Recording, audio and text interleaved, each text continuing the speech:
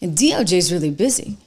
They got a case in Chicago I want to tell you about. One of my former colleagues at Fox, Harmeet Dillon, who is now actually running the Civil Rights Division. She's in charge of this, and wow, like she's going to blow it up. But before I get to that, I just wanted to mention gold down today. We've been talking, of course, about the markets being up. We're looking at tremendous upside right now in the markets, but not the case actually for gold. So you know what I did? I bought some. All right, so that's what I do. When things are lower, it's down about 2%. So I went and I bought a little bit more because I'm a long-term believer in gold and I want to have it, right, for the long term. If you're interested in buying gold, one of our show sponsors, great guys over at American Heart for Gold, I encourage you to give them a ring, 1-844-495-1115. You can text Trish to 65532. You get up to $15,000 worth of free silver, which is a very interesting, trades differently, but often in line with what you see on gold. TrishLovesGold.com. How can you forget that, right? Just go over to TrishLovesGold.com so that you can sign up for the special offer. Like I said, I actually personally bought some today. I didn't buy into the equity markets. I did last week when we were lower, but again, I'll go back to the clearance story, right? My dad, when we were little kids, we shopped at Marshall's and he would say, go to the clearance rack because that's the best brand. So like it stuck with me my whole life. I really thought it was a brand. So hence when the markets are higher, I tend to back off a little bit, but gold is lower today. So I bought some. I encourage you to take a look at gold. Lots of good reasons to be in gold for the long haul. But this is a major development. I think that they're going to find there's a lot of there, and it's a cover up that was massive, and it is worse than Watergate, if you can imagine, right? If you can imagine. But let me go back to Harmeet because I think this is a pretty big deal that you should know about. This is gonna turn into something. The DOJ, its civil rights division, is now investigating Brandon Johnson, the mayor of Chicago, because Brandon Johnson apparently only wants to hire people that look like him. And well, that would be a violation of the Constitution, now wouldn't it? You can't actually discriminate against somebody because of race. And if you're not hiring somebody because they're not the skin color you want, oh gosh darn it, that would be flat out discrimination, now wouldn't it, Brandon? Detractors that will push back on me and say, the only thing that the mayor talks about is the hiring of black people. No, what I'm saying is when you hire our people, we always look out for everybody else. We are the most generous people on the planet. I don't know too many cultures that have play cousins. That's how generous we are. We just make somebody a family member, right? This is how we are. And so business and economic neighborhood development, the deputy mayor is a black woman. Department of Planning and Development is a black woman. Infrastructure deputy mayor is a black woman. Chief Operations Officer is a black man. Budget director is a black woman. Senior advisor is a black man. And I'm laying that out because when you ask how do we ensure that our people get a chance to grow their business, well, we hire our own. I guess that's his message. Except that message would put you in direct violation of the U.S. Constitution.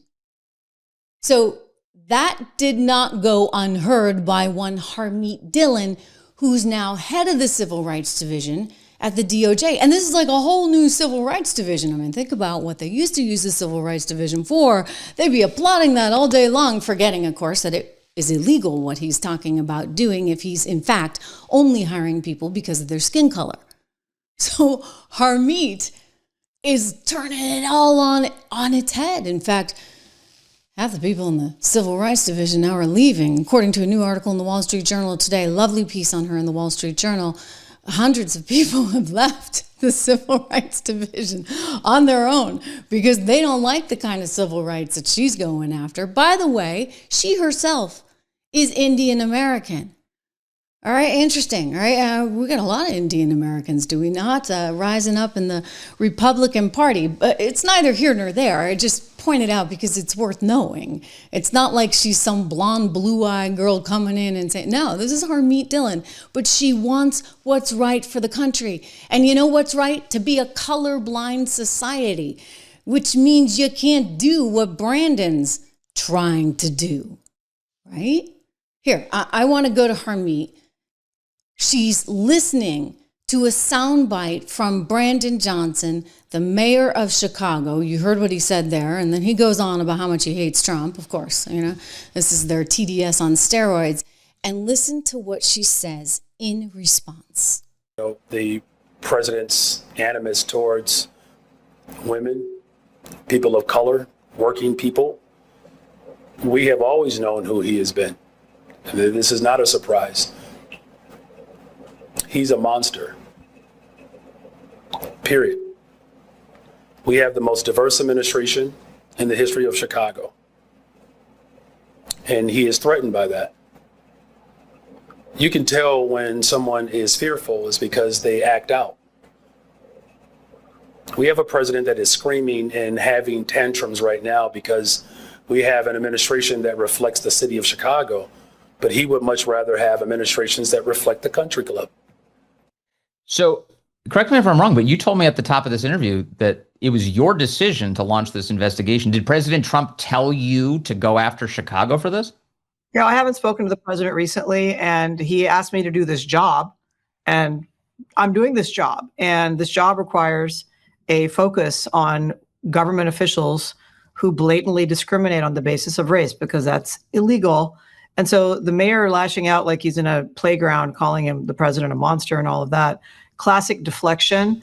I think he is stressed and worried, and so are the newspapers in Chicago calling him out for it, that he's messed up because he did what, by the way, I think this is happening in Atlanta. You see a lot of cities where government contracts have been explicitly handed out on the basis of race for decades. And that little game of racial spoils is over. It's un-American and it's illegal, and we're going to stop it at the Department of Justice. So when you launch an investigation like this, it does cost the taxpayers of Chicago money, right? In other words, Brandon Johnson's decision to hire on the basis of race, as you viewed it when you saw that video, that now they have to mount a legal defense against the Justice Department.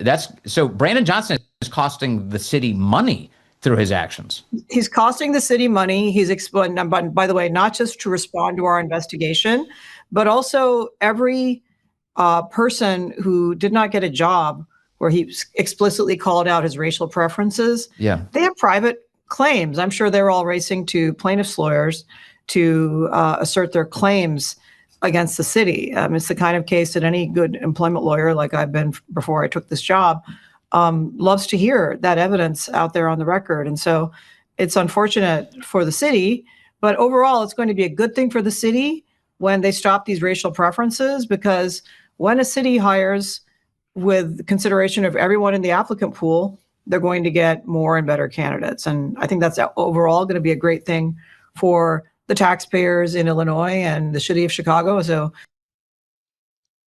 you better believe it, right? I mean, think about this. So you now have a DOJ civil rights division that has been turned on its head. I'm going to quote the Wall Street Journal, who did a very nice article on her today.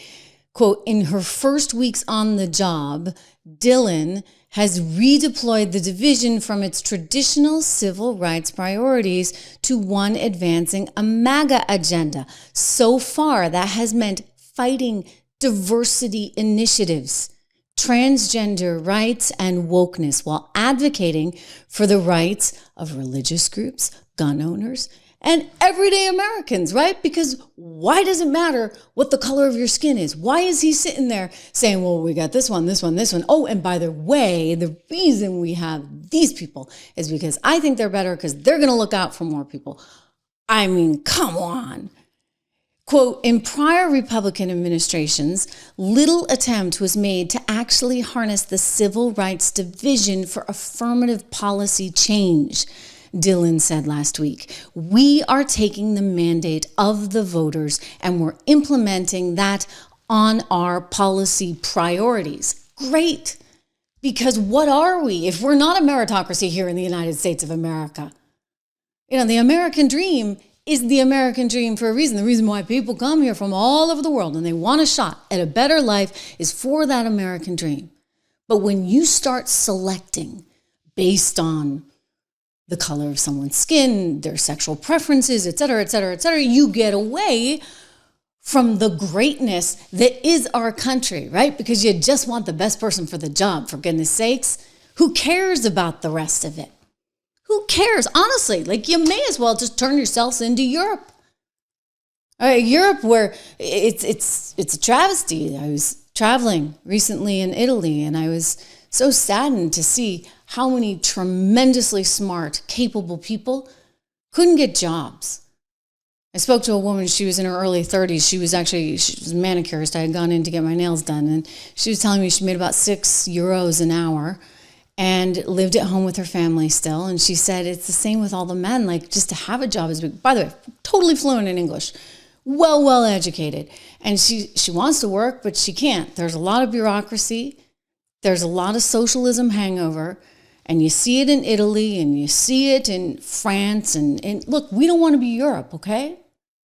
I'm sorry. We're not going to give that position to China. We're the world's #1 economy for a reason, because we're a meritocracy. Capitalism, meritocracy, these are things that go hand in hand, and Harmeet Dillon knows that. So watch out, Chicago. Watch out, Brandon Johnson. She's coming for you, and it's going to be great.